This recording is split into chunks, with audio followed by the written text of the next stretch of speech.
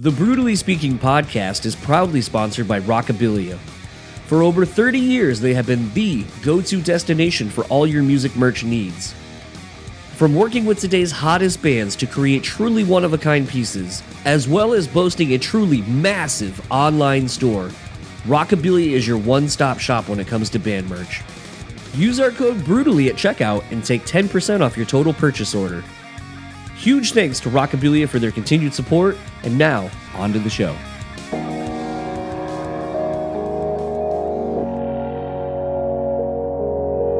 People say you have to have a lot of passion for what you're doing. This rings true because it's so hard that if you don't, any rational person would give up. It's really hard, and you have to do it over a sustained period of time. So if you don't love it, and if you're not having fun doing it, you're gonna give up.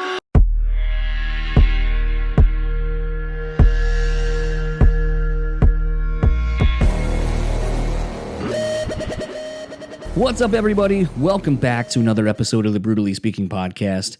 I am your host, John, and this episode's guest is Miles of Fastball.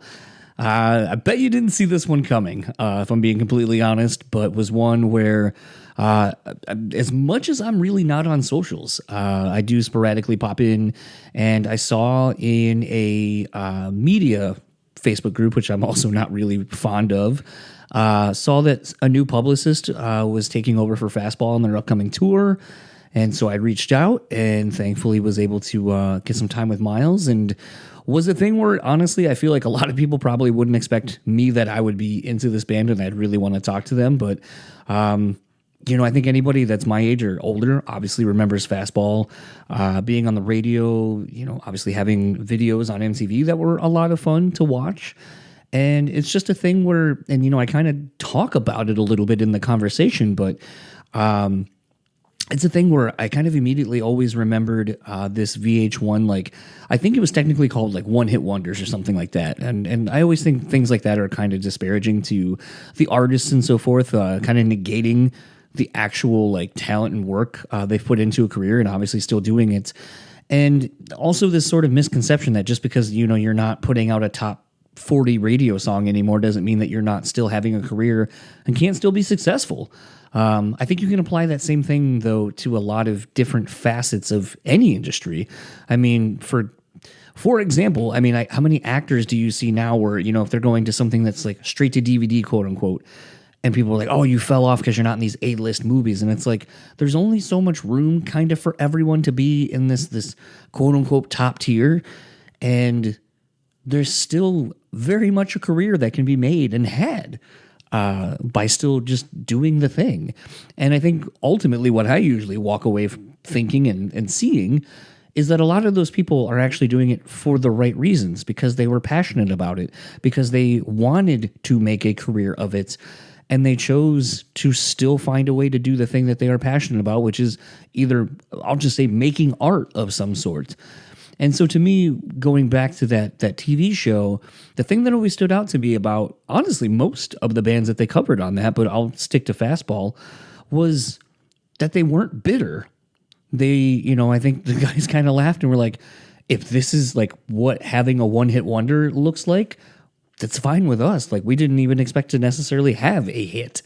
We knew our songs are good. Our fans are great. We're still able to play shows. And I just kind of always, even at a younger age, always thought that was really commendable and kind of, I guess, honestly, sort of informed how I kind of maybe view things, where it's this may not be what someone thinks is good or glamorous or whatever, but there's a real honesty to it because it comes from a pure place. And I don't know, I think more of us probably should utilize that kind of thinking in a lot of how we proceed in our lives.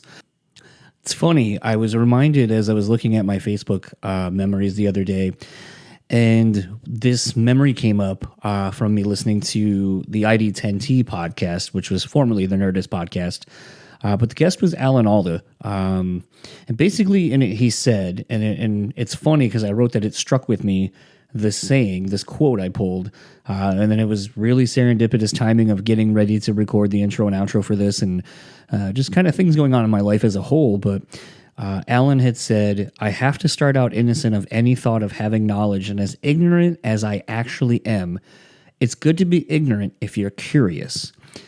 And I feel like a lot of that kind of has been happening lately, where it's my curiosity, I think, is what kind of really intrigues me and makes me seek out things, maybe uncomfortable things. But, as you hear me frequently say on here, I think it's in that uncomfortability where we grow as people.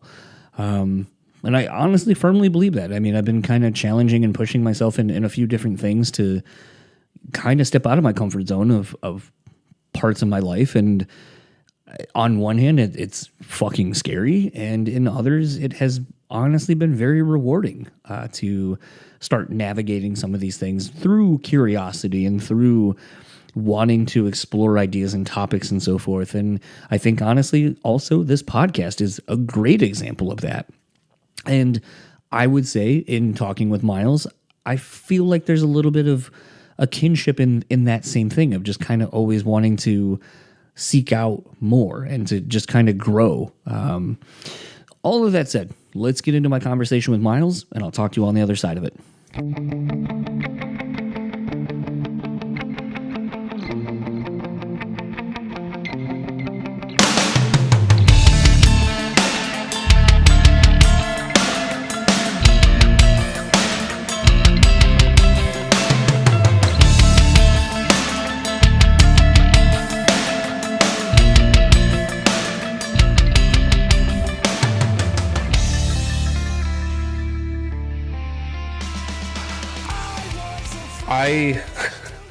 I came up with a really stupid joke today.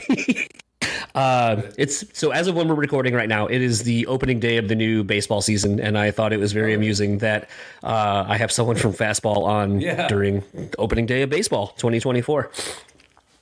Well, who knows nothing about baseball?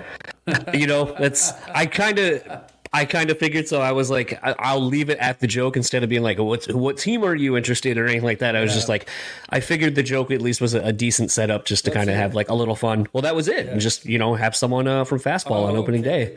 Oh, okay. Yeah, I know. The name came about because we got signed, and then we were called Magneto, and there was obviously Marble. Well, that wasn't a problem. What was a problem was there was already another band called Magneto that from Mexico that was like a boy band, sort of like Menudo.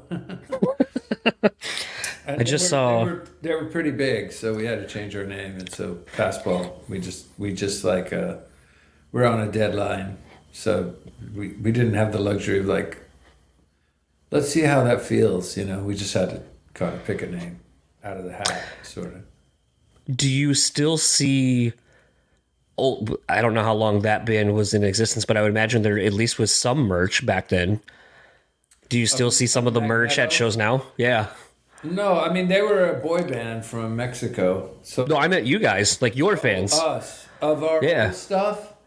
There's a 7-inch that's probably, that's out there, that because we added USA to our name in the hopes of appeasing the lawyers at Hollywood. We thought if we just added USA, that would, like that band, The English Beat, they used to just be called The Beat. And there was another band called The Beat, so they added English Beat. It probably would have worked. We probably should have said no. If there's one thing I've learned over the years is that most people out there, they don't know what they're talking about. And so you should just go with your gut. Damn the torpedoes. We're going to be Magneto USA. That's it. Too bad, whether you like it or not.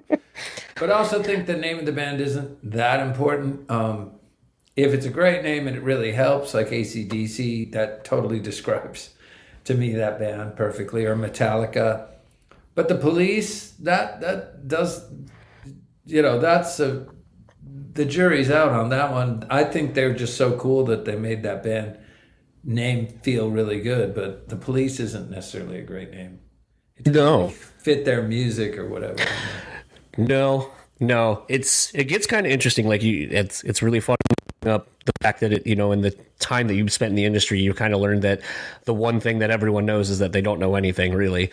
Yeah. And I feel like I feel like I have this conversation. I literally just had it yesterday, actually, with a fellow podcaster where, he's trying to figure out, he's like, I had a quote unquote no name person on the show and it's outperformed by like thousands an episode that like with someone of more notoriety. And it's been happening a lot. Like, what's going on? And I go, dude, I've given up trying to make sense of the algorithms of doing these things on social media, like the things that everyone tells you you're supposed to do, because if they worked inherently, everyone would be at the same level instead of, well, why does it work for this person? Why doesn't it for this person if we're all doing the same things? And I guess it just comes down to kind of going back to, you have to just have the passion and you find your why of why you do something. And as long as that is satiated, I feel like the rest of it doesn't matter, because as long as you're content doing what you're doing, the rest will either come or it ultimately, like I said, doesn't matter. But the amount of people who would tell you, well, you got to post at this time, you got to be on these things, use these hashtags. And when you start talking to adults about these things, it just makes me feel really fucking stupid half the time, where I'm like, why are we talking about this? Like, this doesn't matter. Like, the quality of what you're putting out, I think, is the only thing that should matter in the grand scheme of things. I would wholeheartedly agree with that. I'm of the age that we had a lot of time before the internet was invented. So we're like spent easily half our life before the internet was invented. That's very different than someone who grew up with the internet there all the time. So it's just a different kind of, I can never feel the urgency that a younger person does about, like, I've got to post it this time, or I've got to do this or that. I'm like, or not, or not, or it just doesn't happen. And that's the way it goes. It's not the end of the world. It's also disposable, really. We're just inundated with reels and little short videos and stuff it's all, none of it is nutritious, If this, like you said, the stuff, what someone has to say and what their music has to say or their movie has to say, something they actually spent a long time working on, that's what's interesting to me. There are people that are gifted and can just pop stuff out and they're brilliant at it. It's really funny. I'm all for that. It's great. It's great to have the equivalent of like a cigarette, a digital cigarette. But ultimately, that's not going to last. That's gone in seconds. I'm more about the stuff I'm interested in is the stuff that really, you hear a great song and then you go back and listen to it again, and then you start to build a relationship with the song. It becomes very, very personal to you. That's the stuff I'm interested in. Well, I think that's something, and it's beating a dead horse at this point, obviously, but, I recently sold my record collection just because I kind of realized, like, as much as I enjoyed having the physical media, the intimacy of being an active participant in the listening experience of, especially some of these records that are 3-4 albums where it's like, okay, 4 songs or 3 songs and I got to get up and turn it over, or maybe I'm feeling a different vibe or whatever. But there was still like the nostalgia of looking at the inserts, looking at the liner notes, looking at like taking in everything that the band thought was important to represent this snapshot, this sonic snapshot of their existence. And I feel like anymore, it's like, people spend all this time on really awesome artwork to then look at it on like a little thing on your screen and you're like, man, like this sucks. Like, it's just, and sometimes like there's not lyrics involved to anything. And, like you don't learn about any other bands, thanking, other bands or people. Like the amount of A&R reps or producers or other bands or all these texts and stuff like that I learned of from reading those things. And it's like, now it's gone. Like it feels like everyone wants everything to be so instantaneous. And I think it's an interesting way to put it, of like, it's almost like a digital cigarette, like where it's like, it's just something to distract you and give you a quick little hit of something, but ultimately it does no good for you in the long run. Oh yeah, it's just there to distract you, and it's very distressing when you stop and think about, well, who's actually running this stuff? And the people that are running this stuff are giant corporations. They're the ones that want you stooped over your phone 24/7. That's what they want. They want, because you're going to buy stuff, or you're not going to ask any questions about why the world is the way it is. It's just, it's not an accident. And cigarettes are the perfect metaphor, because they're addictive. And so digital stuff is addictive. Just because I came from a different time, spent half my life in a different time, doesn't mean I'm any different than anybody else. They've perfected this stuff. Many is the night when I turn my phone off or shut the computer and go, what did I do for like 8 hours today? Why did I sit here and stare at a screen? And it's because hey, want to see Van Halen's concert from the US Festival in 1984? Hey, do you want to see this brand new movie that just came out? Hey, do you want to see this? Do you want to see that? Like, anything you can think of, you can find on the internet. It's insane. So of course it's addicting. You can go check on your friends or see that girl you broke up with last year. Whatever you want, it's there. So it's nice, but it's also very, very. It's so addictive. It's kind of paralyzing. It can be paralyzing. I have kind of a weird question. You just made me think of something, and I'll correlate it through this story. So a while ago, I kind of fell down this rabbit hole of just almost seemingly at least once a day watching the Queen Live Aid set. That's not a bad way to spend your time. No, and the thing as I've watched it so much, and I don't know if this is like therapy brain, like a way of looking at something, but like, or looking for a way to like take something out of the time I've invested in watching this set. But it was a thing where, like, for me, when I watch it now, the thing that I always take out of it, other than it's just a great set from start to finish, is, that band at that point in time could have had the biggest ego and been like, we're not playing midday, a 23-minute set, basically. Like, we are, and we deserve so much more. But there's something to be said about understanding that you just want to kind of go back to the thing of, again, going back to your why. Like, we love playing, we're a band, and we want this opportunity to play. And it doesn't matter where we are, because we know that we're that good, and everyone will love us regardless if we play last, play first, play in the middle. But there's also something to be said about just coming out straight out the gates, and for 23, 24 minutes, you just own and put everything into that time and leave it all out there. And to me, that's something that I've taken away from that set, where it's like, especially doing something like this, where there are times where the opportunities I'm given to have conversations with people, it's like, you have 10 minutes, you have 15 minutes. And the reality is, it's not really a long time to have a conversation, but sometimes the opportunity is so good that it's like, I'm going to make the best of that time that I can, and I'm going to make it the best fucking 10 minutes, 15 minutes that person will have that day. And like, it's just about how you approach it. So to me, watching that set has kind of really unlocked this mentality in me over the last few years of doing this. So I wonder if potentially you, in your sort of doom scrolling, potentially, have you ever just unlocked something where you're like, oh man, had I not stumbled across this thing, the inspiration for X, Y, or Z wouldn't have happened? Well, it's not really doom scrolling, because I don't do that. I feel like it's more trivial things. I'm not worried about the end of the world. I feel like the human race is screwed. It's just a matter of when it happens. But I do, what I like to do is go on Instagram, and there's so many people playing guitar or piano, and playing it really well. And they'll do a little, like, here's a little lick, here's a bluegrass lick in D. And so then I'll take that and I'll just copy the link, paste it to my notes, go back at a later time when I have the time, and then try to learn whatever it is. And so there's never been a better time to try to learn how to play music. You can learn anything you want. There's free education out there all the time, and it's amazing. So that's one of my favorite things to do. I'll just learn guitar solos or learn weird musical progressions, that try to figure things out, that I didn't know before. And especially genres that I don't play is my favorite thing.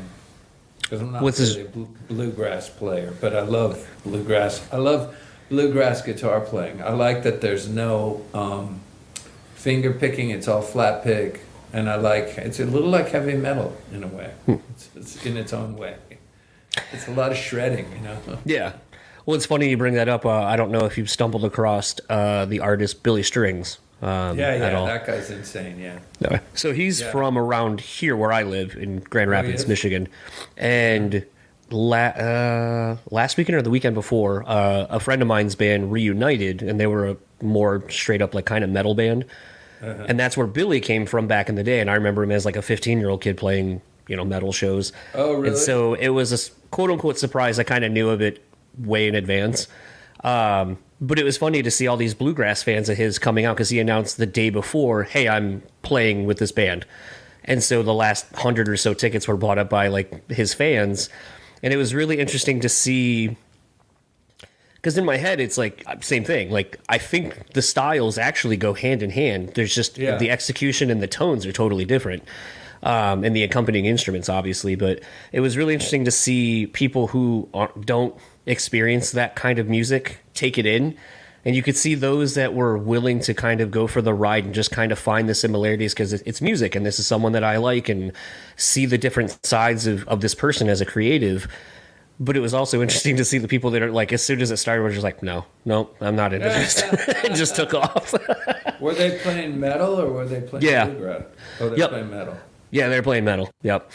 So lots of just quick, like, thrashy kind of chords, and then Billy playing some solos and stuff like that. But it was kind of interesting because as I've been paying more attention to Billy's career in the last couple of years, I had the same epiphany where I was like, this dude shreds, but it's like, man, I feel like, because I know he comes from metal initially as well as bluegrass and stuff like that, but it was just, it's interesting to see someone kind of traverse these different sides. And that was actually something I was going to bring up is, in listening to your music for decades at this point, one of the things, even back when, the first record came out, and I mean, even a song like The Way, just the diversity of like tones and styles, like the guitar tones on it still today, I'm just like, it kind of baffles me that I'm like, what kind of gear were you using and how often were you having to use different guitars, different amps, different everything to track this one song by itself? Because it sounds like there's a handful of different things going on that song especially.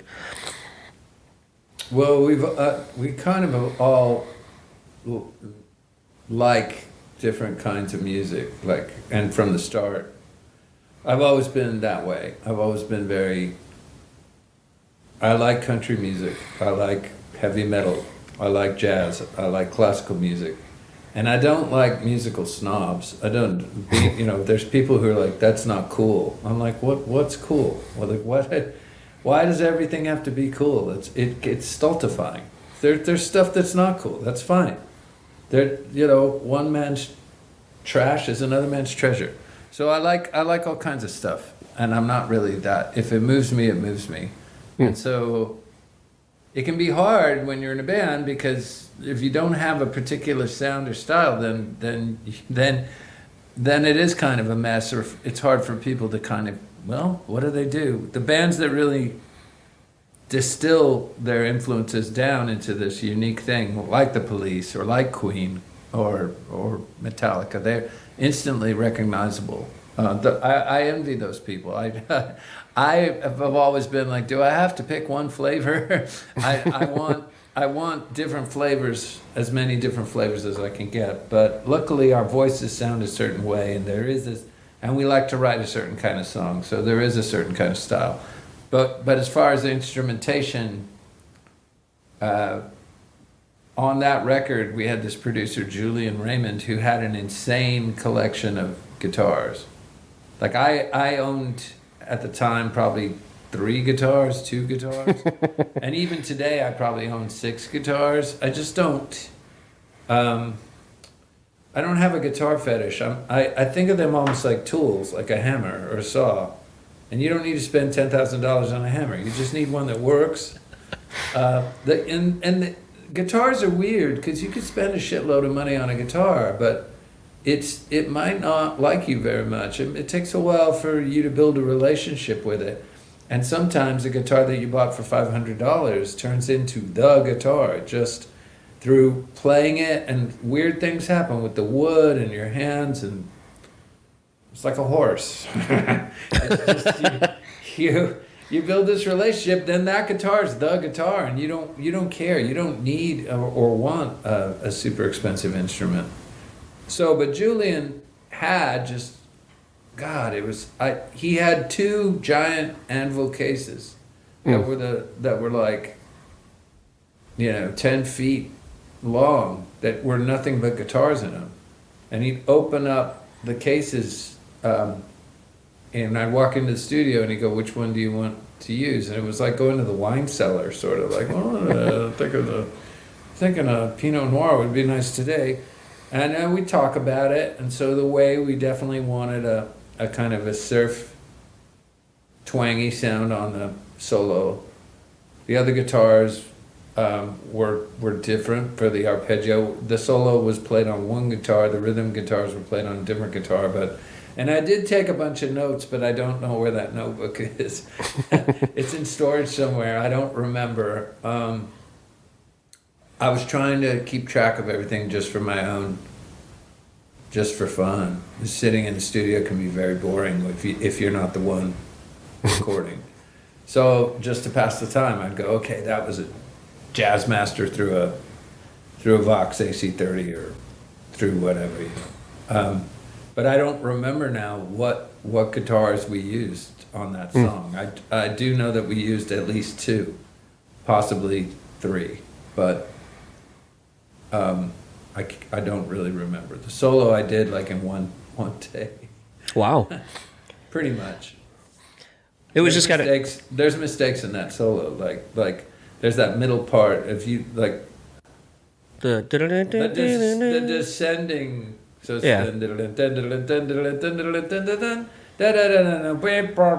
that's like a car crash or someone falling down the stairs. We just didn't bother to do it over. I don't even know how to play it today. I'd listen to it and try to go, what is that? I don't know what it is. It's just my hands mucking everything up. But it had a vibe. It had a feeling. So it's like, screw it,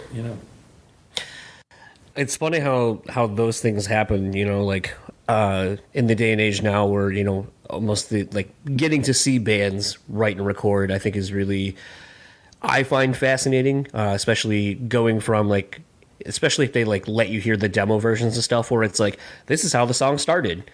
And then here was kind of the rough pre-pro version. And then even the mixing and mastering, it's crazy how certain tonal choices can completely make a song sound totally different just based on that alone. So to me, it just becomes sort of interesting to see how you put a puzzle together like that, where it's like, all right, it started here, and then when you kind of put it all together and you end up with the final product, it may not be what you were expecting it to be or where it started even, but it's crazy how these things inform, just the creative process. But to me, I find studios and studio stuff really interesting, although hearing, that was great, do it again. That was really good. Again, for 3-4 hours gets really fucking boring. No matter how awesome the riff is or whatever, eventually it just kind of it's not fun to just sit there and keep hearing that. But yeah, it's a weird thing to do that. I feel like if you get past 4 or 5 of those, it's not going to happen. You shouldn't. You either have to change the part, get someone else to play it, or something. But it becomes soul draining. You get past take number 8 or 9 or 10. It depends, But I was in a band before Fastball called Big Car with our drummer Joey, and we couldn't really play at the time. We weren't that good, and it's kind of like on the job training. We would do 95 takes of something. It's just stultifying. It's just there's no life left in it. It becomes a kind of Chinese water torture. It takes all the fun out of it. Well, I often wonder too, and I've talked to people about this, where sometimes when a demo or you go see a band and they're like, hey, we're kind of working on this song. It's the first time we're playing it, and you kind of play it out and demo it essentially.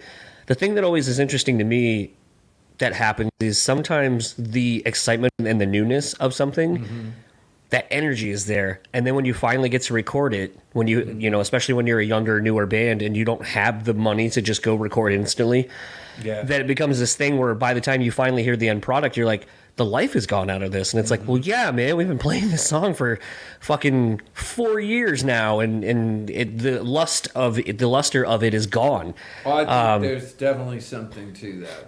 I more than just a little. I think that that excitement is what you're trying to capture.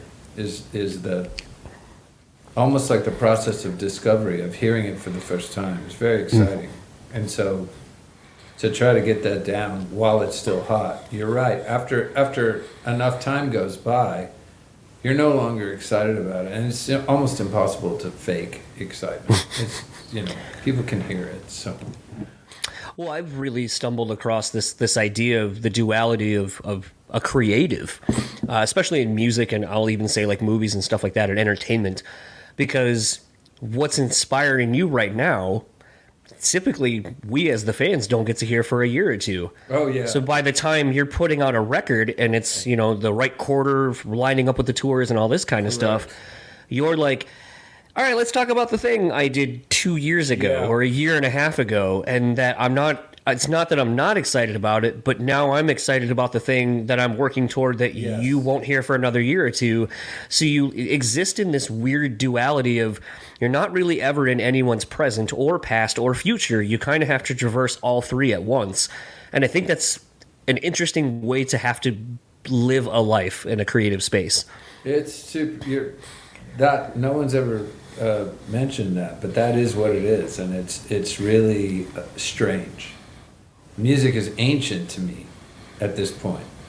We already wrote it a long time ago, recorded it a long time ago. I was thinking about this stuff a year ago. That's when I was really in it and living it and going, oh, this would go good there. Maybe this guitar tone here. Then you record it, and then it's kind of done. Then you rehearse it and you're singing it. You're no longer really thinking about, like you said, you're no longer thinking about that music. You're thinking about the music that's bugging you now. Right. It's kind of like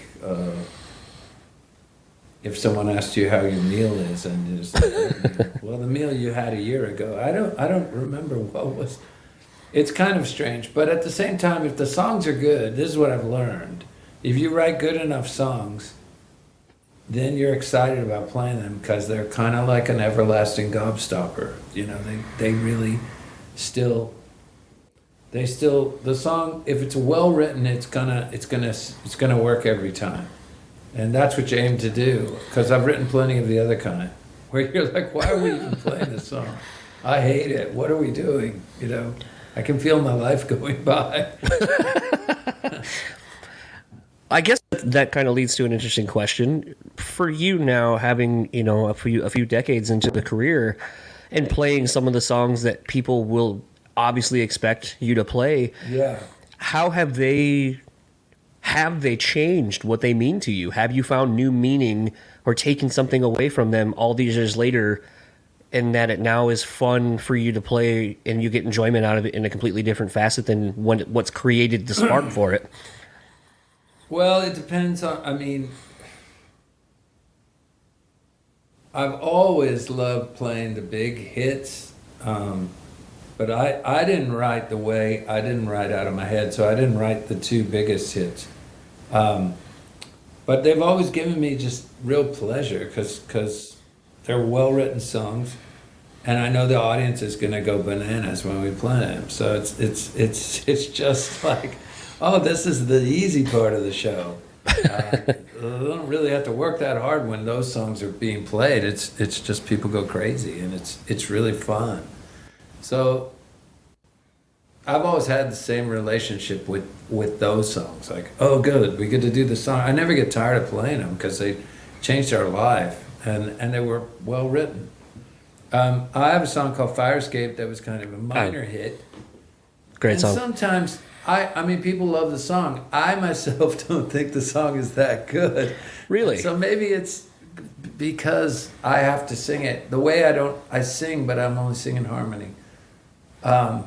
Maybe it's that I have to sing it and deliver it, and when I'm singing it, I'm just going, I really don't feel this way anymore.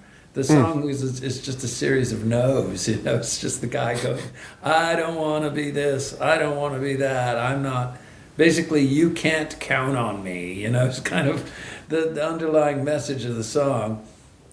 I don't feel that way anymore about anything really, except maybe I don't know where I'm going to. But if I do say that, I mean that in the most positive way possible.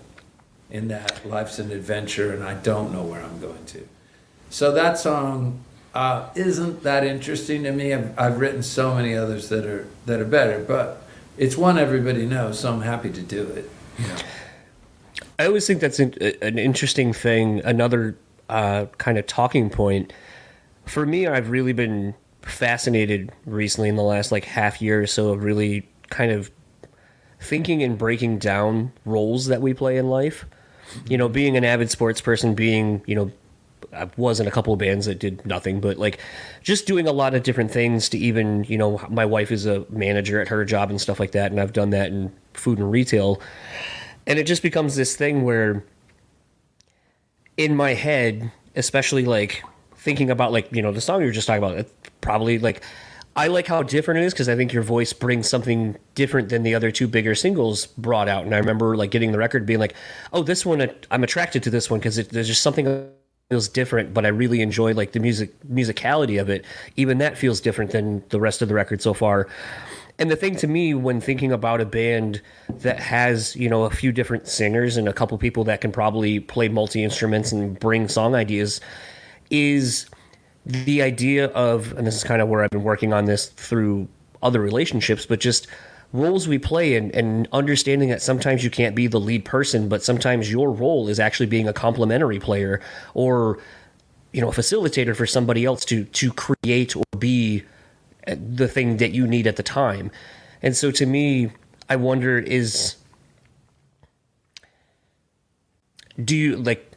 do you not enjoy being kind of in the lead role necessarily? Do you just kind of enjoy being able to be and play and get the enjoyment out of that versus kind of being like, I'm the focal point, this is my songs or whatever? Like, was there ever I don't want to say a dynamic shift in that, but like, was there ever kind of a struggle with that for you? No, I've always been a ham. I've always wanted the ball. Give me the ball. I'm going to score a touchdown. I want to. Imagine my chagrin when the biggest songs of our career were not sung by me. Okay, well, like, how did... If you come see us live, you will see that I am not... I would say almost that I'm the front man, but I'm not. We're both front men. It's right. Kind of the two dancing ponies. But I definitely love to entertain. I definitely am not... But I will support the role. That's been the thing with our band is we support each other. When we first formed the band, I formed the band. I called up Joey Sheffield, our drummer, and said, do you want to play music? We'd done the band Big Car that I spoke of. We got a record deal, a major, huge deal when we were like 23, and it didn't pan out. And then several years later, I came back to Austin and I said, do you want to form a band? And he goes, yes. And I know just the guy. And he introduced me to Tony. And I always thought the band was going to be me, the singer, and the supporting guys. And when I met Tony, it became very obvious that, wow, this guy's talented, man. He can really sing. He writes good songs. I was like, we're going to have to, there's going to have to be room for two.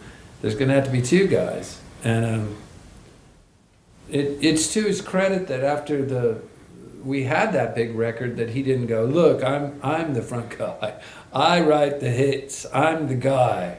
But there's lots of bands like that I admire, that I like. Well, I'm not the world's biggest Tears for Fears fan, but that seems to be Great happening band. in that band where they got one guy, but then the other guy.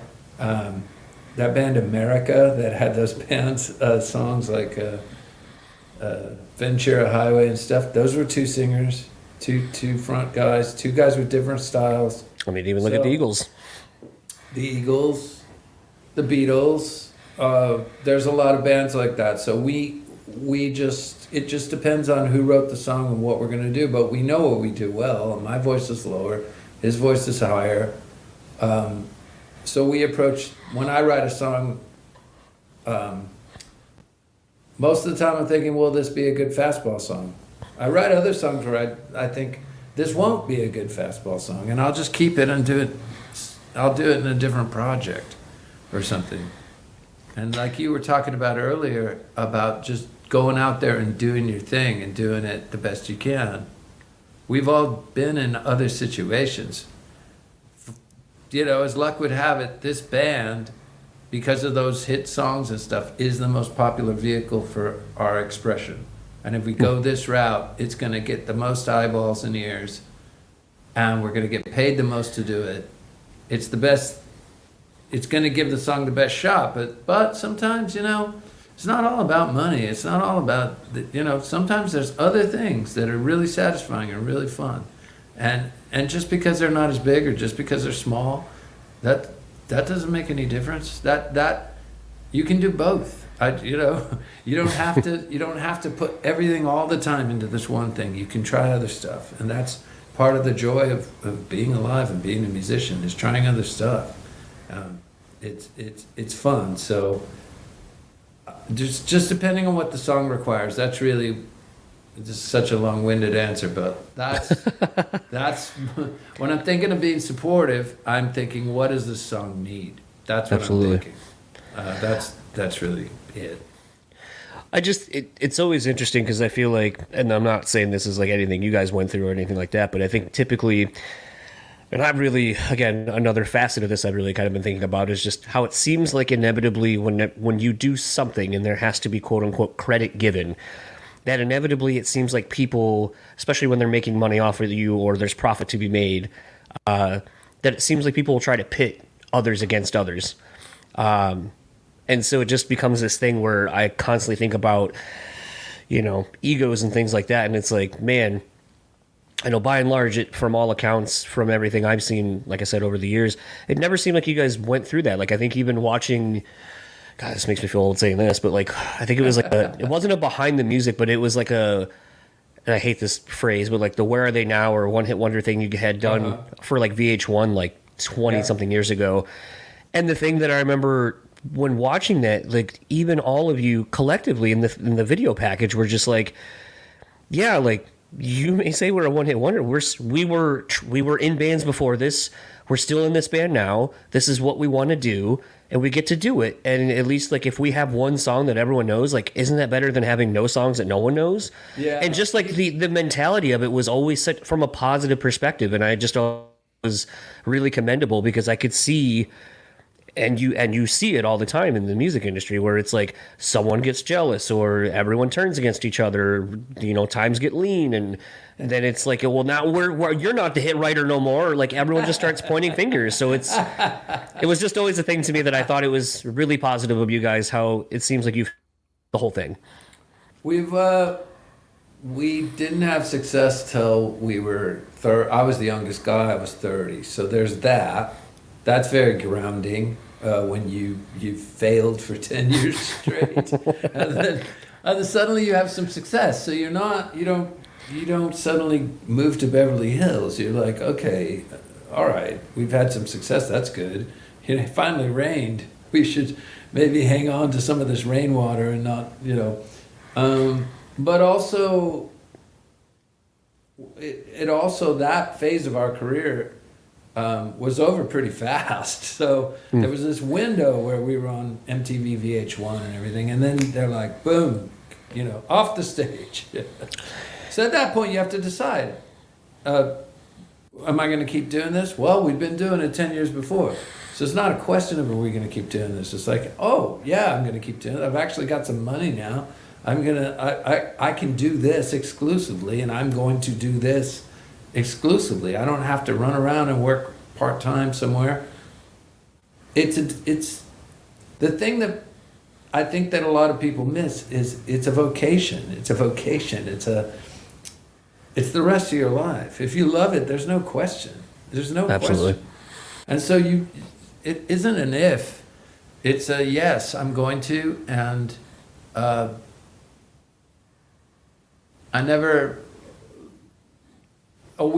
way we are viewed as a band has changed. We haven't changed that much. The way we're perceived has changed. We went from nobodies to you have a hit to one hit wonder, And then enough time goes by and people go, you're a great band, all of a sudden. It's really just from sticking around and doing it. Right. But I say this all the time. It's not the outcome. The outcome is unimportant. What's important is the doing. The doing is what's important. The doing is where all the pleasure is. The doing is, that's it. It's the be-all, end-all. You prepare, you do, and then you walk away. That you can't control the outcome. The outcome is, in a way, unimportant. Of course you want success. Of course you want to make more money than you did last year. Of course you want more people to hear you. But you can't control any of those things. All you can control is the doing, is the work. And that is truly where all the satisfaction comes from. I've tried getting satisfaction from all the other places that supposedly, that the world will tell you where it lives. The world will say, no, satisfaction comes from, the Chateau Marmont, and satisfaction comes from doing cocaine in a limousine with strippers, and satisfaction can go all these places, but it doesn't. That's just cheap, temporary thrills, and it's not. It's gone like that, and there's nothing to it. It isn't what makes life beautiful. What makes life beautiful is the work. It really is. I'll tell that to anybody. It's all inside you. It's all right here. It's not out there. It's all right here. And it can take forever to learn it. You can learn it the hard way. You could just take my word on it, but no one will, because no one believes it. I wouldn't have believed it when I was 22. It's funny. It reminds me of a saying that my dad has beaten into me over the years. Not literally, but figuratively. He always used to say, "I've been your age. Have you been mine?" And I always hated that saying. And I remember once when he was trying to tell me about how I needed to do better with studying or whatever. And at the time I was playing sports almost all year round. I was an honor student and all that. And I just looked at him. I was like, "I'm an honor student. Have you ever been one?" And he goes, "No." And I go, "Well, then I can't be doing that terribly." Kind of flipped his saying on him, but in that thing. And he just kind of stopped and was like, "All right." And I was like, "Yeah, you don't it's not great hearing that, is it?" It's but something oddly, I was thinking about this as you were kind of talking about how your band has been perceived.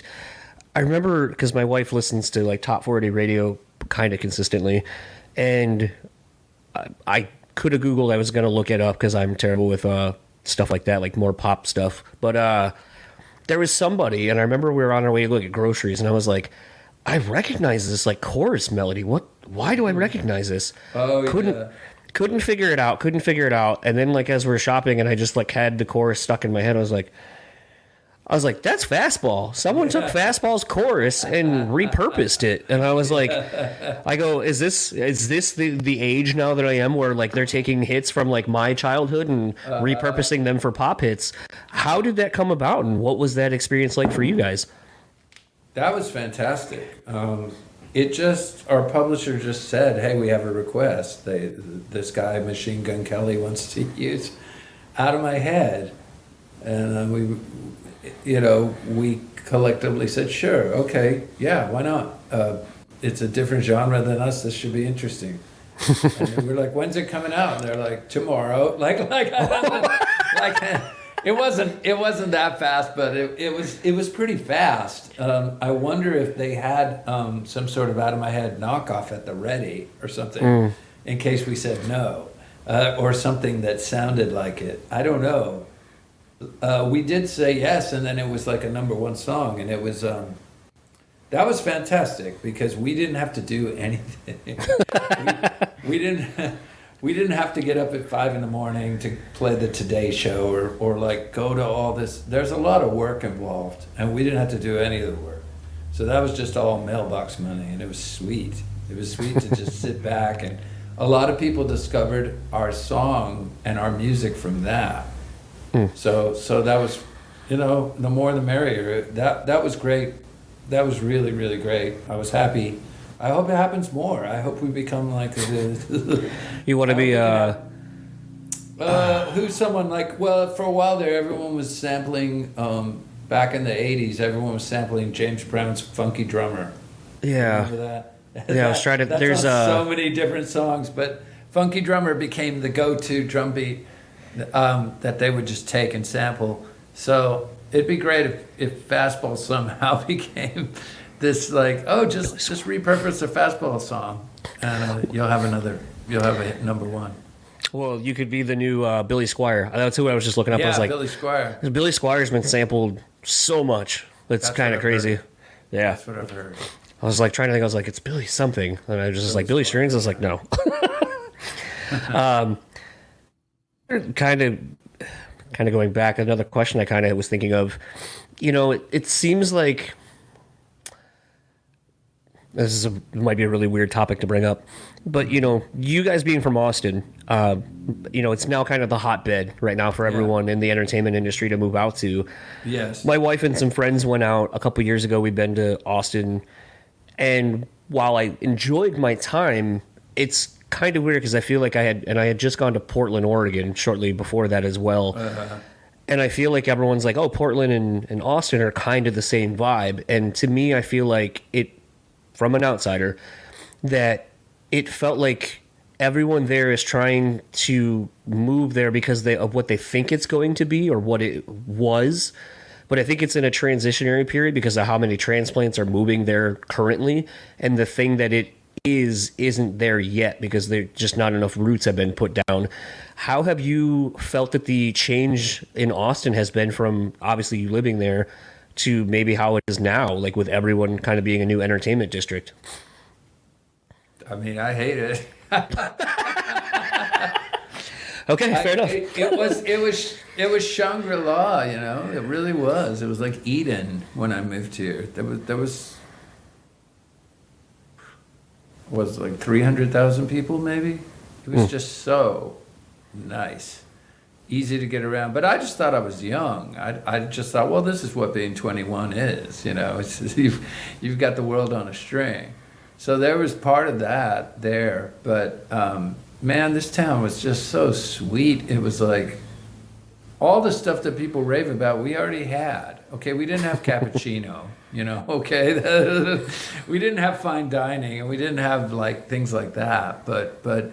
Everything else we had barbecue, we had Willie Nelson, we had Stevie Ray Vaughan, we had just amazing weather and like the creeks and rivers and all this. And just music everywhere. And it was so cheap to live here. When I moved here, for a while I had this place I was living in. It was $150 a month.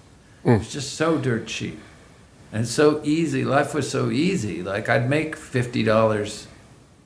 I played in this rockabilly band. I'd make about $50 a show.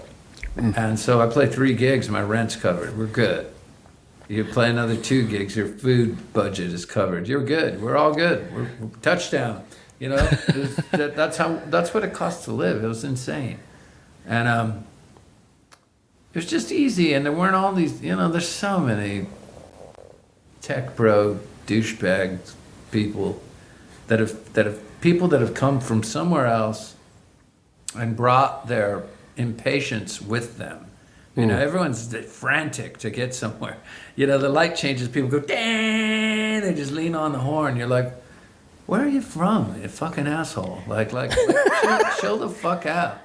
Where are you going? Are you going to your meeting, with Elon Musk? What's the hurry? But it's turned into that place. It's still good if you know where to go. It's still good. I mean, I still really love this town, and I always will. But it's nothing like it was before it became this thing. And it what drove it really is all the people that run the state of Texas and people that run the city. We're like, let's just give all these corporations a giant tax break, and then they'll move their businesses here. And when they do, what do you think's going to happen? It's jobs. All the jobs come. And people go, oh, it's, they moved here for the music. Or that's an illusion. Don't know. It's jobs. Jobs are what brought all these people. And then bigger people like Joe Rogan and stuff were like, you know what? I don't have to live in California. I can do my job from anywhere. I can move to Texas, and there's no taxes. What genius, And so then you get these big people that move, and suddenly the gold rush is just a gold rush where everyone goes, oh, I could just live in Texas. It's not just Austin. The whole state has just exploded. Yeah. I don't know. You can't. There's nothing you can do about that. It's just you can move to Memphis or Little Rock and say like, maybe we can get something going here. I don't know. There's certain towns. Not every town has gotten the lift like that. Right. Seattle did. Portland, I guess, did. Austin did.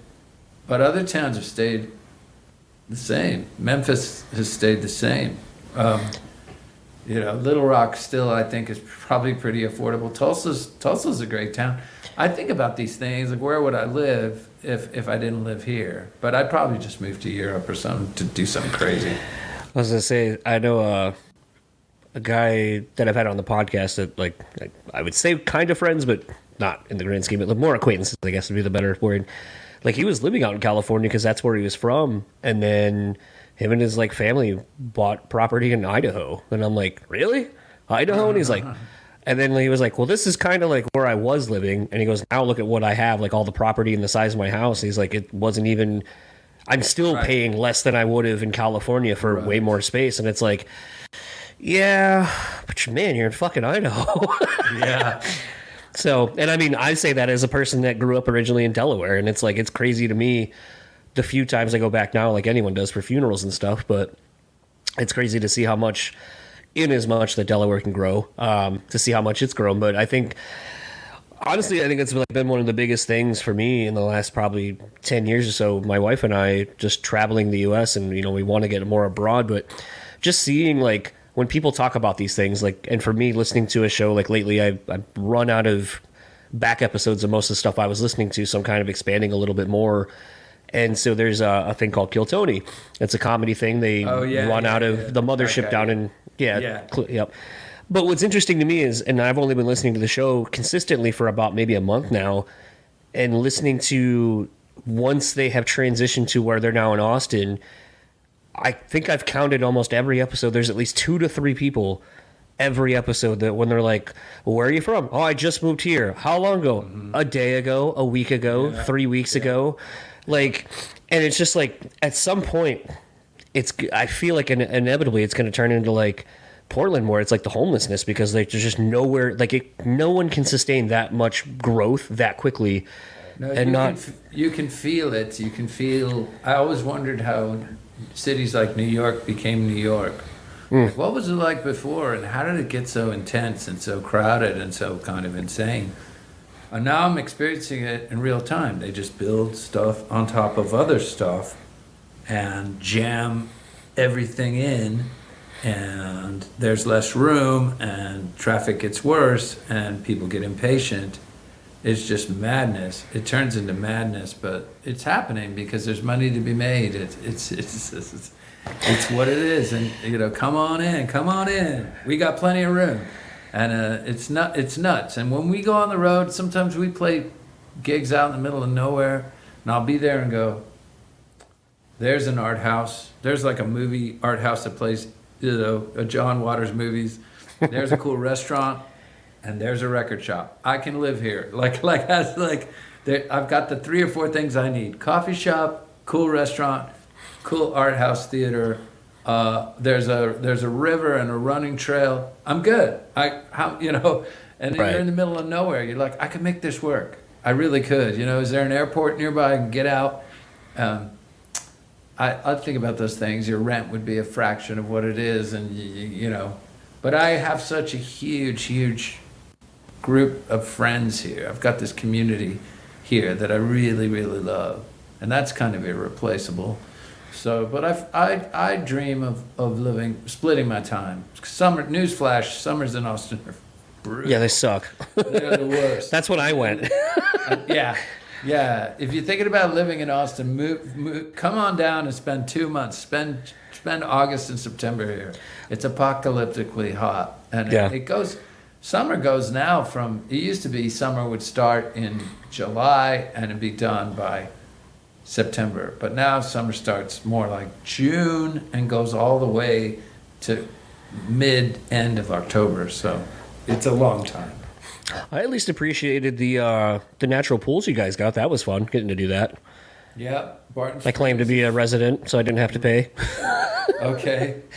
Barton Springs used to be really beautiful. That's, I don't want to sound like one of those people, but I guess I am.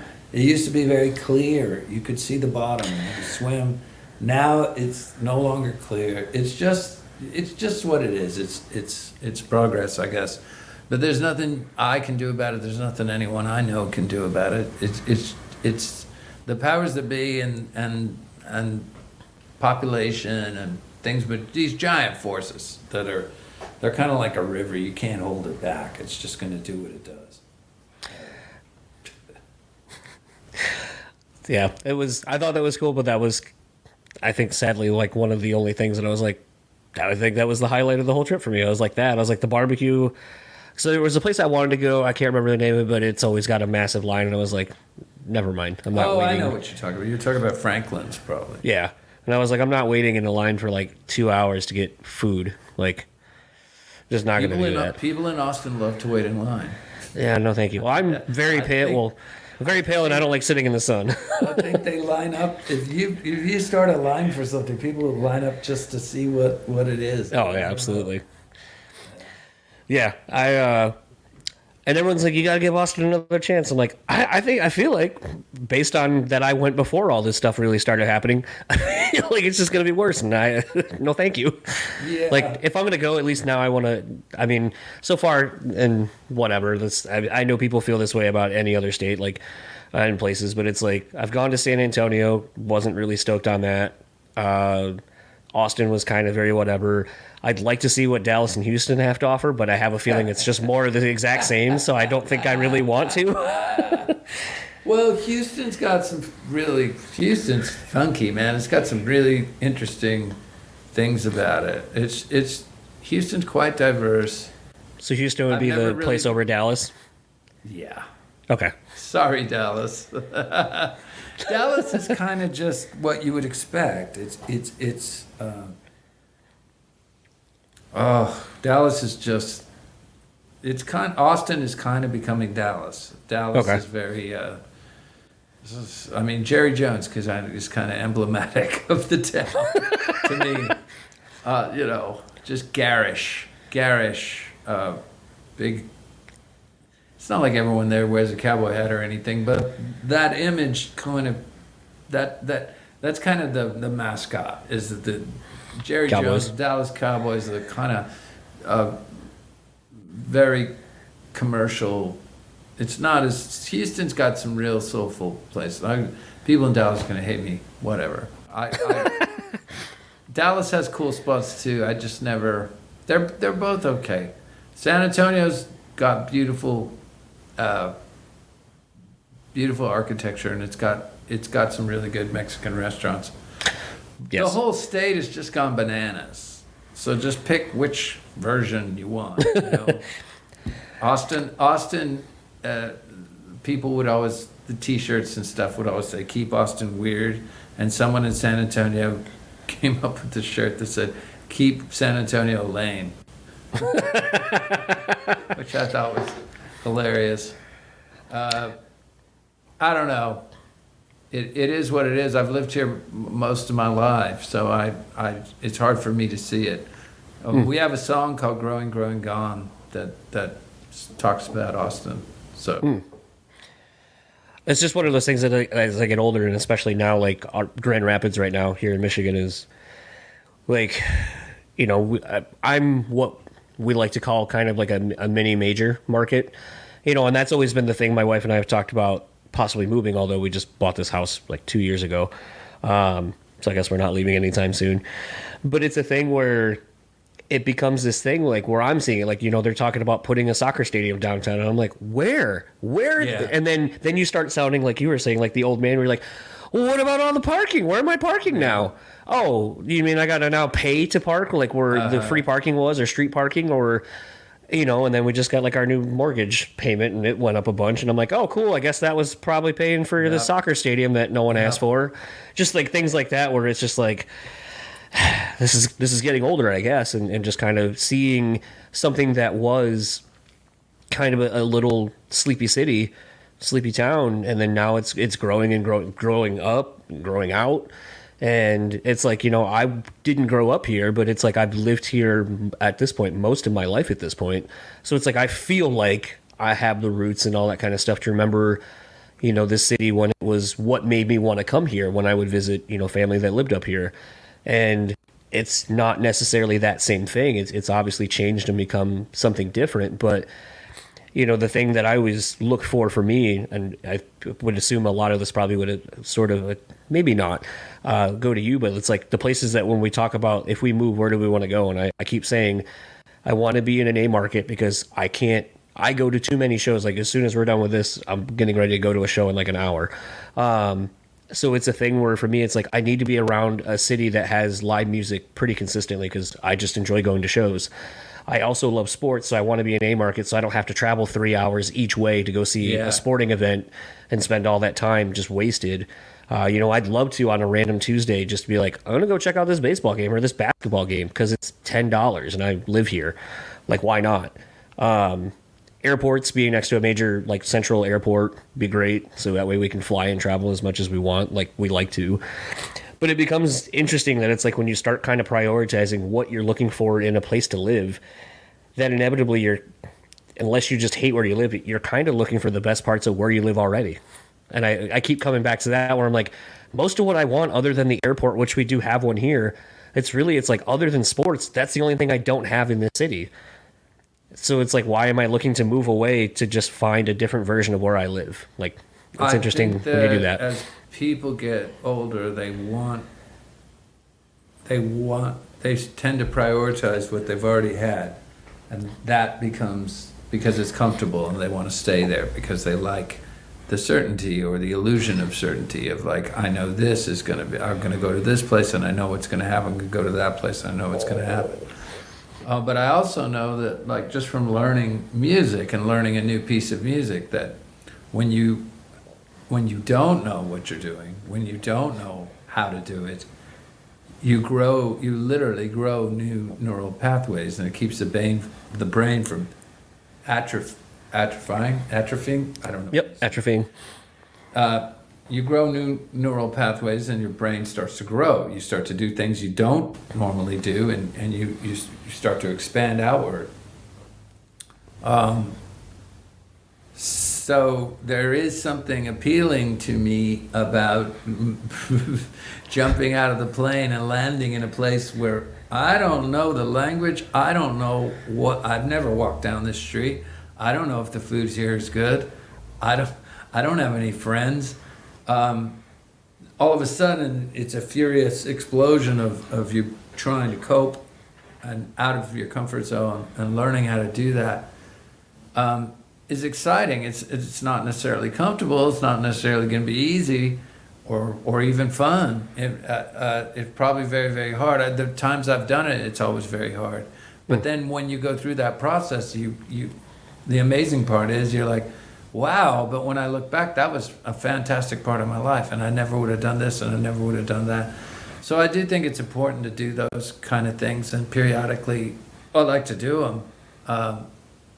And so I probably will do something like that, and even maybe try to record some music with people in a foreign country where I don't know what's up. I don't know what the deal is. That seems tremendously exciting to me. So I travel a lot, and I've gone to a lot of places where I'm outside my comfort zone, and it's always very rewarding. So I don't know. I'm up for it. I'm up for trying it. I think that's just, I mean, honestly, in my travels and so forth, I think it's where growth happens. It's where I think you get to understand our community of people, how we all can be a lot more alike, even if we're separated by, geographical situations and so forth. Yeah. But I mean, one of my favorite places to go, and it's funny because like when people ask me all the time, my wife and I, they're like, what is it about, this place that, you guys love? And I go, I could explain it to you, but it's honestly a feeling. Like, it's something that when you're there, you just feel it. And for me, like, that place has become Atlanta for us, in a specific East Atlanta, Little Five Points area, where it's a very melting pot of just all kinds of different cultures and types of people, and everyone's very accepting, and it's just a really interesting area to kind of be in, and it just feels. And I would, even talking to, like a tattoo artist that I befriended, that, that's my tattoo artist when I go down there, he's from New Orleans, in the East Coast initially as well. So like, he kind of has the same vibe. Like, he's like, this is what drew me to this area that I live in, and like that I now call home, because it's exactly the things you're saying. And I was like, yeah, man, like, I can explain that to you, but like, when I show you, when I bring people to like the bar I go to every day and get like Mexican food and like drink like a specific beer, drink the shot that they have there, when I take people to like these other spots, and it's like, these aren't chain restaurants, these are like small mom and pop, this is a one of one. And to me, it's like, when I take people to these places, it's like, this is why I love this area. I can't, and I haven't found this anywhere else, like, to where I feel it, where I'm like, I could live here. Like, this feels like me. This feels like a part of home. And to me, it's like, that's kind of the exciting thing of traveling a lot more and getting to meet more people, is like, will I find that somewhere maybe where I never thought I'd find it? Yeah, I think those last things you said are really, that's what it is we travel a lot. We played many towns where there's a Texas Roadhouse and an Arby's, and there's a Panera Bread. You could be anywhere. It's a freeway. It's a bunch of chains. There's a Starbucks over there. There's nothing, there's maybe one mom and pop, but it's just corporations, and that's incredibly soul deadening when you're in a place like that. So any town that has a lot of locally owned businesses, that's going to be better. That's going to feel more like vibrant and alive than some town that's mostly chains and stuff. No one has any skin in the game. That's what's so soul deadening about it. Everyone there is just working there for the money. They're not working there because they love, oh God, I really love Arby's, I really believe in this company, and I think I can, oh God. No, it's not. Everyone's just like, well, I get health insurance, and I get this and that. I need a job. It's a means to an end. It's a means to an end for a lot of people. Yeah. And that's fine, but it isn't. It's depressing for me. So I try to hang my hat in other places where you get that, well, what you described, that where you can't get it anywhere else. Yeah. It's something I remember taking a friend of mine down there, and I called like a friend that I had met the first night we were in Atlanta that I befriended, and every time when we go back home or back to Atlanta, we always hang out with him. But it was funny because he called me and he was like, "Are you at the spot?" And I go, "You know where I'm at." And my buddy just was literally, he goes, this is your spot? Just he goes, second. I'm sorry. No, you're good. My thing, I'm sorry, John. My thing No, you're good. switched over. My earbuds switched over. Oh, okay. Now, okay, you're back. Yep. All I'm right. sorry. You good? No, you're good. Yeah, I'm good. No, I was just gonna say it was funny that like I went with a friend that's in a band. He went down to Atlanta for something and asked me if I wanted to go with him. I was like, yeah. And I go, okay, I have like there's one thing I do every day I'm in Atlanta. I go to this area, I go eat this place, I grab beers and so forth. And a friend that I befriended the first night we were in Atlanta with my wife and I, he calls me because I had put a Facebook status or something like in Atlanta feels like home, something I don't remember. And he calls me, he's like, "Are you at the spot?" And my buddy, I was like, "Yep, you know where I'm at. Come meet me." And he goes, and so when I hung up, my friend goes, "You come here that often that people know that like when you're here, this is where you're at?" I was like, "Yeah, 100%. This is my spot." And it's been funny, like talking to a few different musicians over on the podcast that live in Atlanta. One of them, that's their go-to spot. So we bullshitted about that for probably 10, 15 minutes on the podcast. And he was like, I was like, I know it's probably a really stupid thing to talk about, this bar that we both love. And he was like, no, I love that bar so much that those people are like family, like, and the people that, go there are like extended family. Like they're just, real salt of the earth type people and stuff like that. Like, and to me, it was kind of further strengthens why, like, I love that area and that place. And again, why I love bringing people to that. And I think for me, I was kind of expecting Austin to maybe be that too. And I think the expectations for, at least from my experience of trying to, and the thing that my wife and I are really good at is, if we're somewhere, it'll be like, where do you, like to a local, like Cerber or whatever, where do you go? Where are the places you go? Not touristy spots. Where do you go? Yeah. Where do you go get a pizza? Where do you go get to your drinks? Where do you go for this? And doing that and being willing to let someone let us into the local culture, I think has really provided us a lot of great experiences in traveling. But ultimately, I think also showcases like when someone's only able to give you like a spot or two, and you're like, man, this sucks. Like, does that mean like the city's like doesn't have that vibe anymore, or doesn't have it at all? And I feel like I'm kind of running into that a lot more when we travel. Is that like you're saying, it's the cul-de-sac, build a neighborhood type thing where it's like, okay, here's your your industrial complex that's got Starbucks and like 17 different stores in it that are all the exact same thing. There's no soul, there's no character, there's no nothing. And a byproduct of that also seems to be that's also the kind of people that it attracts to. And you're just like, man, like, yeah. Well, to quote, I was gonna say, to quote Almost Famous, Topeka, you're real. This place is real. Like, it's that scene in Almost Famous where he's like, this place is really awesome because you all make it awesome. Yeah. This town is still good that way. I haven't really, there is a lot of homegrown stuff here. So it's good. It hasn't really turned into, it's not like they do knock a bunch of stuff down, sadly, but there's enough there's a lot of local things. So that's good. I wouldn't be able to stand it if it was a town with just a bunch of chains. I'd have to leave. I'd have to go somewhere else. I can't take it. It's too much the same. So, kind of one of the last questions I wanted to ask you. Something, and this sounds like such a backhanded like compliment kind of thing to say, but I definitely don't mean it to be. A lot of bands from your era are real bad with like social media and online followings and so forth, and adopting to newer ways to connect with fans. And I feel like something following you guys for a while is you have a very dedicated fan base. Like, you have a couple of different Facebook fan pages that have a pretty decent following in them. The fact you guys, do a Patreon where you are trying to engage with, putting out songs and demos and connecting with the dedicated fan base you've grown. Is that something that you guys have always, like, have you always been early adopters to these things, or is that something that you're, no? No, not really, but I do like, I love connecting with people that like our music. I always try to take time to talk to people at a show, after the show. And so digitally, I also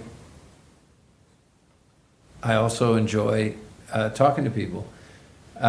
And so, posting stuff and trying to, we do it, but we're not crazy about it. We could probably do a much better job. There's people that do a much better job and comb through the data, and we're reaching people here. And that last post got this many engagements. We don't even look at that. We don't even look at that's so easy to see. How many people watched the last Instagram thing you did? We don't pay any attention to that. We could. I'm not really inclined to. I know that probably things would... There's a joke I like about a guy that was a fisherman. He's a fisherman. He goes out every day with his son, or goes out, on his boat, comes back and has a few fish and cooks them up. And then he starts taking people fishing. So it takes this guy fishing. And the guy's like this titan of industry. He's from the United States. He comes down to this little sleepy village in Mexico, and the guy takes him out fishing. He comes back and he goes, "That was great, but you know, you should. You're really good at what you do. You should get another boat, and then get another boat, and then you could triple your business. Oh, and then after you do that, you could expand. You could hire more people. You could." You know, and the punchline of the joke is the guy says, "Why would I do all that?" He goes, "So you'd have time to spend with your family and play with your kids," which is what the guy's already doing. He's already doing that. He works half the day. He goes out in the morning. He's home by 1. He can play with his kids. He can cook dinner for his wife. He can hang out. He's already doing it. This guy wants him to do all this crazy stuff so he can circle back around and do what he's already doing. And I feel like that to me is the trap that everyone gets stuck in capitalism. Is like, I need more. This is not good enough. I need more. What do I got to do? Oh, I gotta post so many times a day. I've got to do this. I've got to do that. It's just, I've never been attracted to that. I'm not. It's kind of alien to me. It destroys the lifestyle. The lifestyle is, to me, what's important. And the lifestyle is, I'm getting on my bike now and I'm riding down to the park and I'm just going to sit in the shade and read. And then I'm going to come home and do something else. And that's got to be part of the day. If I can't have that in the day, something's wrong. You know, I've been very lucky. I've been fortunate. I know there are people that are not fortunate, that have to work. I've been lucky and I'm blessed that way. But at the same time, I could be making a lot more money. I'm just not interested in it. Now, not if it means the one thing you have that you can, and everyone knows this, but no one seems to internalize it, is that the one thing you can never get back is time. That's the one thing that only moves one way and you can't buy more of it. It's so if you're trading your time for all this kind of scurrying around like a rat in a maze, for these external rewards down the line, your life's just going to go by, and then you're going to, what was all that for? Did I enjoy it? I guess if you enjoy posting 3-4 times a day and checking your algorithms and making sure this and that and the other, great, knock yourself out. I have no interest in that stuff. I really don't. Seems like you and I are kind of cut from the same cloth on that, you know. Like I was sort of saying, you know, joking earlier, like, you know, some of the conversations having with different people, or you know, even talking to other musicians and stuff, where they're like, well, what do you find that works, or things like that? And I was like, I don't find anything really works. And then, you know, I think the thing that I keep coming back to is, you know, especially in the days now where it's like, you got to post, you know, the clip that's going to get people to listen to this. And then I go, and I was doing that for a while. And then I just kind of came to the thing where I'm like, okay, so I see that this many views on the real thingy are there, but that didn't correlate to downloads. So why am I wasting my time putting out this thing when it doesn't get someone to the thing? Like, you know, the only thing I've really equated it to would be like TikTok, where it's like people are like, yeah, this song. And I'm like, do you like the song, or do you like the 10 seconds that you keep hearing over and over and over and over again?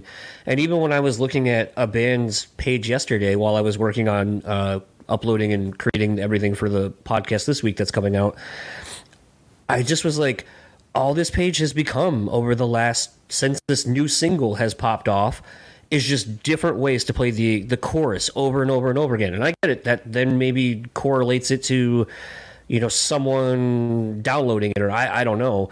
But it just became a thing where I was like, I don't even want to engage with this page now, because like all the last 50 things that are posting is this one fucking song and this dude singing it out in the woods with the songs playing over it, or you know, them showing it live at this date of whatever. And it's like I get it ultimately, but as a person who, like, I see that and I go, I don't even want to do that. That just seems so demoralizing to be like, this, all that I have to do then is I keep doing this, and then I just have to keep doing it, and then I have to like do the same thing over and over and over and over and over and over again until I get the new thing that I'm going to do that same thing with. And it's like, that sounds awful, and I want no part of it. And to me, it's like, I get enjoyment out of doing this. I get usually at least one thing in every conversation where I'll think about it at least the rest of that day or the following week.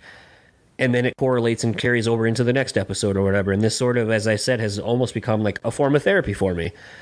And it's a thing where it's like I enjoy it for that reason, and also because other than when I looked up to see what the Billy Squires name was, I haven't looked at my phone in an hour, a little over an hour. This doesn't happen in the real world anymore. And that's the other reason I enjoy doing this show, because I miss when people would hang out with each other and you would just converse. You reminded me of something this is a perfect kind of analogy to what you're saying. So I went and played on the subway in Paris. Way back in, I guess it was summer of '94. I was in Paris and I had a guitar. I was like, let's see if we can't make some busking. Let's do some busking. I like busking because it's the most honest way to see if anyone likes you at all. Because most people we're not planning on hearing music, and most people are going to be very, very rude or just ignore it. And that's a very honest form of feedback. If you're good, then maybe someone will stop and listen. If you can make someone stop and listen, it's a tremendous feeling. So I was playing the subway, and I just get on it and I start to play, and I'd play, and some people would listen, some people would ignore me. I did it for like 2 hours, and I made $20. And I only made $20 because this girl gave me $20. So I came back to the youth hostel I was staying at, and there were some other people that were busking as well, and we compared notes, and they told me, well, you're doing it all wrong. And I said, oh, well, do tell. And they said, well, the problem is you're playing songs, and then people that were listening to you, they might like it, but now they're at their stop, they get off. I was like, you're right, that happened over and over and over again. They're like, yeah, you can't make any money that way. Also, you were on a line that you were on the wrong train. You got to get on the green line. The green line goes to all the touristy things. That's who you want, tourists. Tourists are the ones who give you money. And you shouldn't go, you should go like at 11 o'clock. Don't go when people are going to work, they're grumpy. Don't get on the subway when people are coming back from work, they're grumpy. So go at like 11, and then go about 8 or 9 when people are going out. They're not coming home from work, they're going out. So these were all really good tips. And then they said, get it down to where you just have one song. What's your best song? And this is the crux of the matter. What's your best song? Okay, at the time it was probably What a Wonderful World by Sam Cooke. They're like, okay, get that down to 1:30 because that's all the time you have. A verse, a chorus, then you go pass the hat for the music. And then you get off that car and go to the next car and do it again. And get off that car and go to the next same song and do it again and do it again. And they were right. I tried their idea and I made like $100. But to your point, that is such a soul drainer to have to go play the same damn song all day long. Like you're just a rat on a treadmill. I guess rats don't get on treadmills, but hamster on a treadmill. Hamster wheel. You're just trapped in this thing, and you're no longer playing music. You're just doing this thing to make money. And that's the crux of the matter. If you're just doing it to make money, you're the equivalent of that. Yeah. And I don't want to do that. That's like a horrible way to live. And it takes all the fun out of going to the subway and kind of playing and seeing what happens. I mean, yes, you're making more money, but you're not even getting to play a whole song, much less a different song. So, I have no interest in it. As you just were saying that, like, I just flashed back to the conversation I had with Dennis DeYoung from formerly of Styx. Yeah. And he was he was trying to tell me that it's my generation that's ruining the music industry right now. Like that everyone just wants, because he was like, everyone's like your generation, which I don't think he realized how old I actually am. Because I think he means the generation that's like behind me. And so it was funny though, because, he's like, your generation just wants like the single. They don't care about albums. They don't care about da-da-da-da-da. And then I was like, can I like throw it back at you though? I was like, your generation was the one that only bought 7-inch singles. And a band or an artist could just tour off a one-hit single and maybe another B-side and rinse, wash, repeat. Like the era of like Sun Records, that's all that was. Yeah. It was a lot of people with one hit that carried over for like a whole half a year or whatever. Maybe the B-side was good, kind of would get some extra play, and then the next quote-unquote single came, and then just rinse, wash, repeat. And you guys would buy that up. I was like, if anything, I think the industry is going back to where it started with all of you. Right. I go, because when I was growing up, and like my parents, being 20 years older than me, it's like, when I was growing up in the 80s, that was where like albums were like still a thing. People gave a fuck about an album. And I go, but then what happened is the artists were kind of putting out shit where it's like you would front load an album with 2 or 3 singles.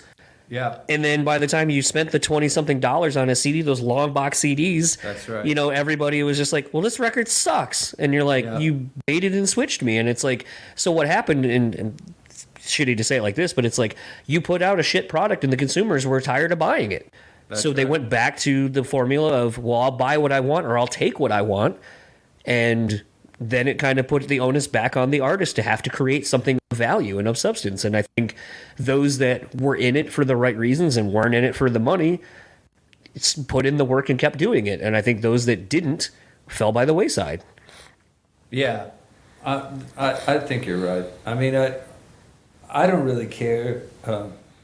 It might sound like heresy, but I don't really care about formats or any of that stuff. I don't care about records.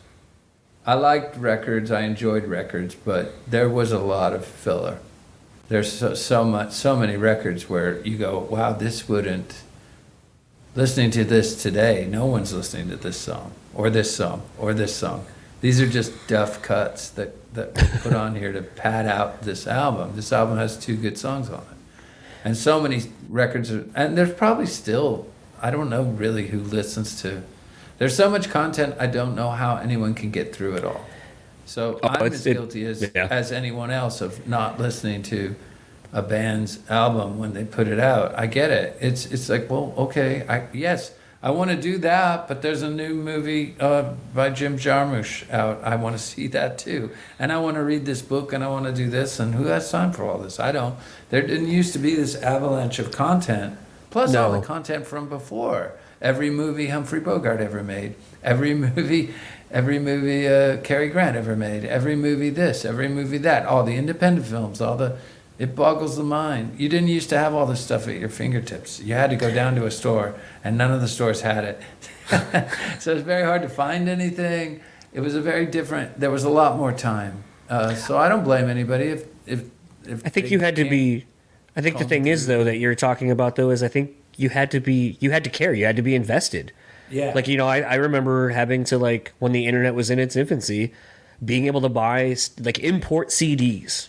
Yeah. And you were just hoping and praying that this album that you heard about from a band you like already, that, man, I'm paying $50, $60 to import this CD. I really hope it doesn't suck. I mean, that's part of the fun. It was part of the fun. It is. The mystery's gone, I guess is what it would say. People can find out about things in 2 seconds. When I was growing up, if you knew who, like, the Replacements were, that meant you were cool. Yeah. Before they were on the radio, if you knew who they were, that meant you were cool. It was cool. It was cool to be around other people that were that obsessive or that invested in music, that they knew. Right. But those bands and smaller bands, it was cool. It meant you were cool. If everyone else I knew was listening to Huey Lewis and the News, and that's no knock on Huey Lewis. It just means they weren't in the club. They didn't know who the Replacements were. They didn't know who Skidoo was. They didn't know who. There were just a million other bands that they had no idea, who they were, and it was It was shorthand. It's like, well, we'll probably get along, Yeah. if you know who these bands are. Now now you just Shazam it and there. Now you're there. You're in the club. You know who this. It's a different world than but that's okay. The world is what it is. We can't control that. It just does what it does. But things were different, and music was more important. It didn't have to compete with all these other things. It unfortunately it does now. So Anyways, I actually have to leave now. Yep, I was just gonna say where. Interview. Yeah, where can everyone find you, or anything you would like to plug online, real quick? I would love to plug the new Fastball record, which is coming out in June. It's going to be called Sonic Ranch. And our first single is called I'd Rather Be Me Than You. And that is coming out next week, next Tuesday. The video will be out. Fastballtheband.com is where you can go to find out everything about us. But also, if you go on Facebook or Instagram, we're there. And thanks for your time. Yeah, thank you. Thank you for all the time. I'm sure you weren't expecting to spend an hour and a half with me. Well, it was a very fun conversation. I enjoyed it quite a bit. So that was my conversation with Miles. Want to thank him once again for taking the time to come on the show and to chat. Was always something, these kind of guests always kind of get me with a smile on my face. Like, I like to throw curveballs at people, and obviously that was the first terrible joke I made to Miles, with it being opening day at the time of the MLB season. Gotta say, it's great to have the Braves on top in the entire major leagues. But it is a long season. I'm not going to get wrapped up into that. Famously, as my friend over at Lamb Goat Lurk did when his Tampa Bay Rays started off the season blistering hot, only to not even make the playoffs. So I doubt he'll listen to this. I doubt he'll hear that little dig. But baseball season's here. It's great to see. I'm currently watching the NBA playoffs right now. The Knicks are up on the 76ers, looking to close out that series. This is prime sports time. For all of us that are into sports of all different types. The only thing that would be better is if football was here, but the draft actually just happened when I was actually in Detroit and got to see part of the draft while I was going to get coffee for a friend that was on the Alpha Wolf Amira tour.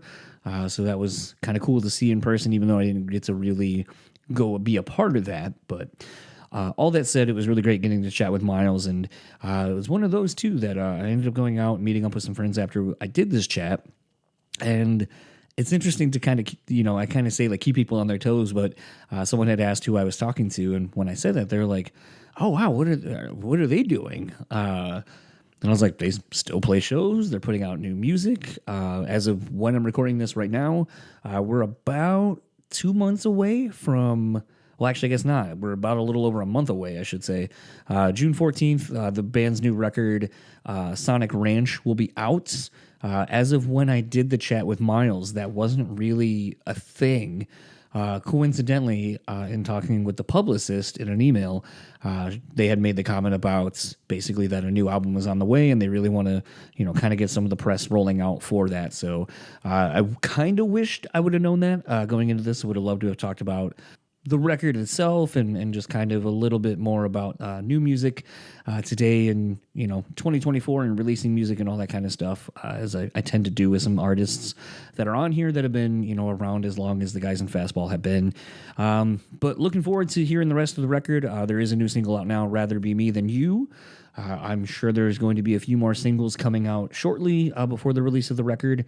Maybe not, though. Maybe they're going to go straight up the old school way where you have one single that pushes the album and then the album drops. And I guess in this day and age of streaming, I guess you don't really necessarily have to have a 4 or 5 month rollout with 5-6 singles and you're hearing half of the record. I guess just be confident in the one that you're doing and the one you're putting out, and that your fan base will find it and enjoy it. So looking forward to hearing the new Fastball record. I'm going to kind of start wrapping up this episode, though. The band is on tour. Sporadically, they are doing a couple of dates in May, throughout May into June, and then basically got a couple of dates right now in the beginning and end of August. Go to fastballtheband.com for all of that. You can also join up for their Patreon if that sounds like something you'd be interested in, as well as the shop and all that kind of stuff. Lots going on with the band, lots going on with Miles. If you follow him on his Instagram page, I'll get to that in a second. It's been really cool to kind of see him just working and gigging with a bunch of bands all over. Like I said, it's always great when people are able to just kind of find their way and, obviously even talking about Miles kind of not only having Fastball be his only thing, but just being a professional musician in and around the Austin area and getting to jam with a lot of his friends and artists that he admires. And I mean, honestly, that's the life. I don't think you could probably make it any better. At least not on a superficial level where it's like, oh, it'd be great to, have, be playing stadiums or whatever. But I think at the end of the day, I would probably say as long as you can make your career playing music professionally, you've made it. All of that said, let's start wrapping up this episode. If you would like to keep up with Fastball, as I just mentioned, you can go to fastballtheband.com. Otherwise, you can go on Facebook at Fastball the Band, Instagram at Fastball the Band. And can you guess what the Twitter was? It's Fastball the Band, but it's all capitalized. And if you would like to keep up with Miles, you can find him on Instagram and Twitter at his name. Even after the Alpha Wolf episode, I'm still probably going to butcher this last name. I believe it's Miles Zuniga. I believe, if I remember correctly. That's how I'm going to pronounce it. But again, the vowels, living and being from different parts of the country here, I kind of want to pronounce things differently. But it's funny, too.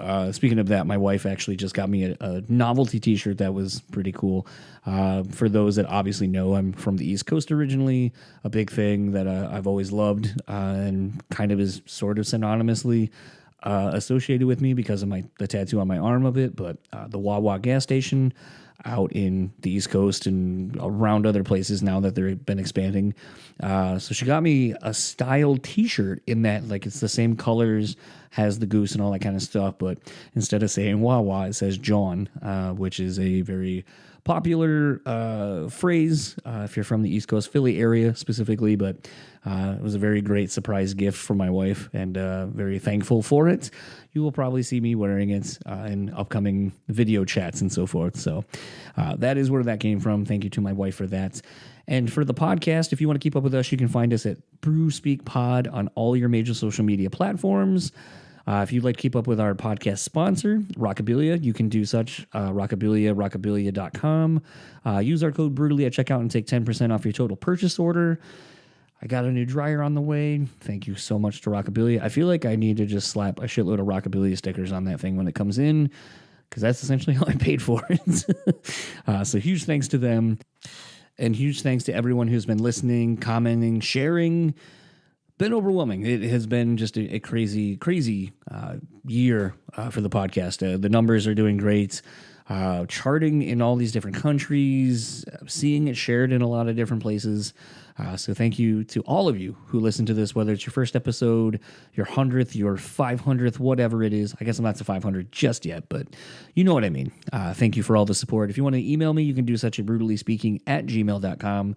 And yeah, I'm very, very much looking forward to this next few weeks, this next month, really. A lot of great tours have been announced over the last few weeks. A lot of great tours rolling through, actually, surprisingly, here in Grand Rapids where I live. A lot of them are on the weekends, which is even better. And I'm looking forward to seeing a lot of friends in the next few weeks into the next few months. It feels like it's been a long time coming, and it feels like, I know I've said this before, where it's like, oh, touring is back, the industry is back, but this really kind of feels like how things were pre-pandemic, and I'm just very appreciative of it. Like I said, I've already gotten to kind of see a lot of friends as I'm recording this last weekend, going to Detroit. Just been really great. So thank you so much for listening. I will be back next time. I got a little surprise for you, but it's a surprise, so I'm not going to tell you. Have a good week. Enjoy the rest of yours.